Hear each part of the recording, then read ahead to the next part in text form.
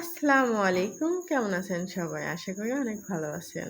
আলহামদুলিল্লাহ আমিও অনেক ভালো আছি। আপনাদের মাঝে আজকে আবার হাজির হয়েছি রান্নার রেসিপি নিয়ে।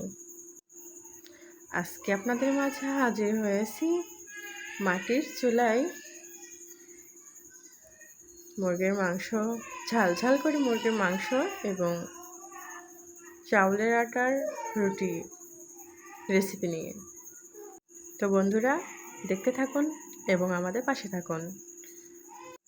ঝাল ঝাল করে মুরগির মাংস রান্নাতে আমরা মশলা ব্যবহার করেছি। প্রথমে তেল দিয়ে কুচো করে নেওয়া পেঁয়াজ হালকা করে ভেজে নিয়েছি। তারপরে শুকনো মরিচ বাটা, জিরা বাটা, আদা রসুন বাটা, এলাচ, দারচিনি, লং,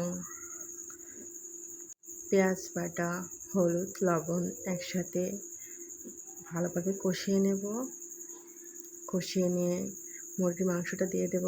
মুরগির মাংসটা দিয়ে ভালোভাবে কষিয়ে তাতে অ্যাড করে দেব জিরা এবং ধনিয়া একসাথে গুঁড়ো করে রাখা।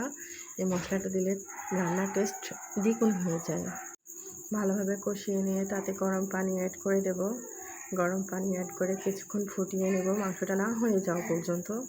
তারপরে মাংসটা হয়ে আসলে মাংসটা আমরা নামিয়ে নেব। দেখুন মাংসটা নামিয়ে নেওয়ার পরে কালারটা কত সুন্দর আসছে। এবার আমরা দেখাবো আমার আম্মুর হাতে চাউলের আটার রুটি।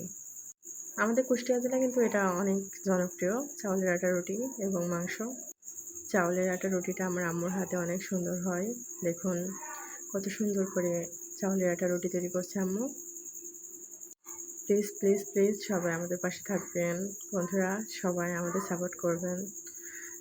আশা করি সবাই ভালো থাকবেন। আসসালামু আলাইকুম রহমতুল্লাহি ওয়া বারাকাতুহু।